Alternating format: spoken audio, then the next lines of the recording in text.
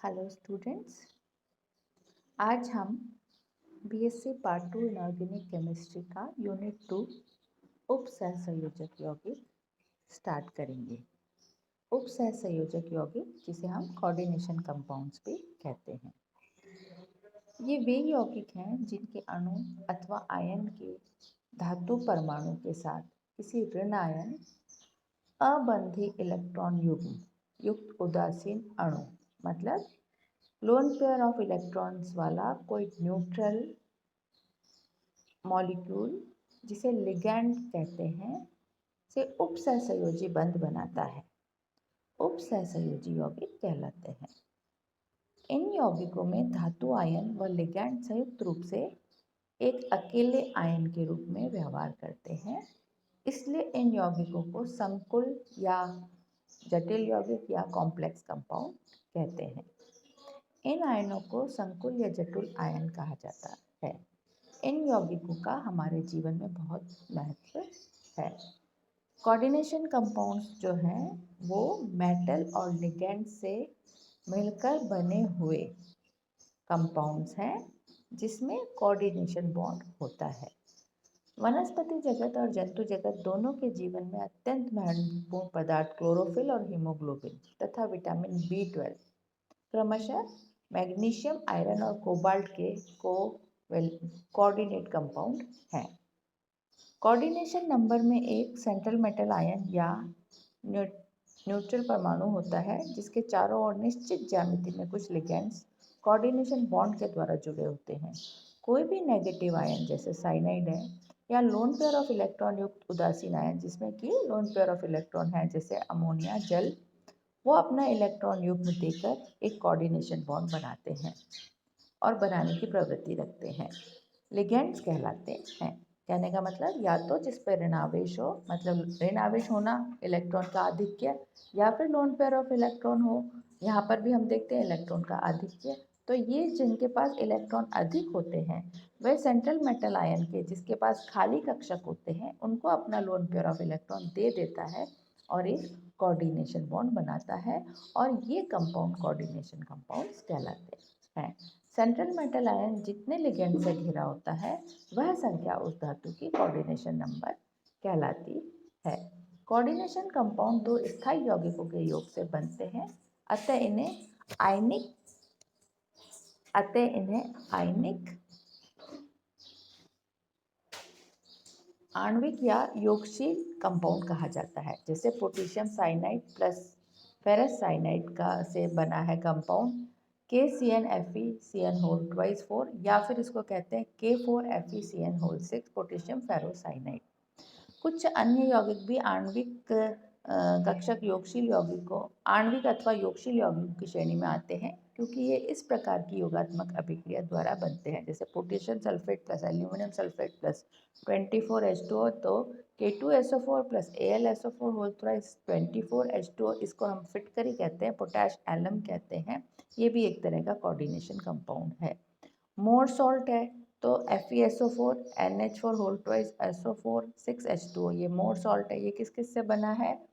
Iron aqueous, ammonia aqueous, sulphate aqueous और 6H2O के combination से ये योगशील यौगिक बना है जिसे हम कोऑर्डिनेशन कंपाउंड कहते हैं। ये यौगिक कॉम्प्लेक्स की श्रेणी में नहीं आते, इन्हें डबल साल्ट कहा जाता है। अतः योगशील यौगिक दो प्रकार के होते हैं, एक तो द्विक लवण, योग करने वाले मूल यौगिक का अस्तित्व बना ही रहता है, और दूसरा है संकुल लवण जिसमें क्या होता है, मूल यौगिकों का अस्तित्व नहीं रहता। ये कोऑर्डिनेशन बॉन्ड बनाकर कोऑर्डिनेशन कंपाउंड के रूप में आते हैं। एग्जाम्पल, FeCn होल 6 व KCn विलयनों को मिश्रित कर दिया जाए तो इन्हें वाष्पित किया जाए तो पोटेशियम फेरोसाइनाइड प्राप्त होता है, जो जलीय विलयन में फेरस और साइनाइड आयनों का परीक्षण नहीं देता, परंतु पोटेशियम आयन व FeCn होल 6-4 आयन का परीक्षण देता है। कहने का क्या मतलब हुआ यहाँ पर कि दो तरह से कॉम्प्लेक्स कंपाउंड बनते हैं, एक तो डबल साल्ट जो योग करते हैं लेकिन मूल यौगिक जो दोनों जुड़ते हैं उनके मूल यौगिकों के, उनके मूल लवणों के अस्तित्व बने रहते हैं, किंतु जब हम कॉम्प्लेक्स बनाते हैं तो उसमें मूल यौगिक अपना अस्तित्व खो देता है और नए आयन या नए टेस्ट उसमें हमको आते हैं। जैसे हमने यहाँ पर ये पोटेशियम फेरोसाइनाइड का एग्जाम्पल देखा, तो यहाँ पर पोटेशियम अपना टेस्ट देता है लेकिन आयरन अपना नहीं देता, साइनाइड अपना नहीं देता। तो यहाँ पर आयरन और साइनाइड की जगह हमको किसका टेस्ट दिखाई देता है? फेरोसाइनाइड का टेस्ट हमको दिखाई देता है। तो ऐसे यौगिक कोऑर्डिनेशन कंपाउंड कहलाते हैं। इस प्रकार आणविक यौगिक FeCN whole twice dot 4 KCN में इसके मूल लवण अपनी पहचान खो देते हैं तथा कॉम्प्लेक्स और कोऑर्डिनेशन कंपाउंड कहलाते हैं। इस प्रकार उपसहसंयोजक यौगिक वे होते हैं जो निम्न बिंदुओं को हम देखेंगे। साधारण धनायन अथवा जटिल ऋणायन से बने हों। यहाँ पर पोटेशियम साधारण धनायन है और फेरोसाइनाइड जटिल ऋणायन है। दूसरा, साधारण ऋणायन तथा जटिल धनायन से बने हों। यहाँ पर कॉपर अमोनिया सल्फेट है, तो कॉपर अमोनिया जो है जटिल धनायन है और सल्फेट साधारण ऋणायन है। कॉम्प्लेक्स पॉजिटिव और कॉम्प्लेक्स नेगेटिव दोनों ही कॉम्प्लेक्स हो, जैसे प्लेटिनम अमोनियम प्लेटिनम क्लोराइड, नीचे जो एग्जाम्पल दिया है इसमें प्लेटिनम अमोनियम प्लस आयन और प्लेटिनम क्लोराइड माइनस आयन, मतलब दोनों ही कॉम्प्लेक्स आयन्स हैं। आयनों में विभाजित नहीं किया होते, अर्थात इन्हें उदासीन जटिल यौगिक कहा जाता है। जैसे nickel carbonyl platinum ammonium chloride, ये आयनों में विभाजित नहीं होते, ये जटिल यौगिक हैं। तो इस तरह से हम देखते हैं कि आणविक यौगिक में कॉम्प्लेक्स कोऑर्डिनेशन कंपाउंड्स इस प्रकार 4 तरह से हम पढ़ते हैं अपने इस चैप्टर में। अब कुछ परिभाषाएं आपको बताएंगे।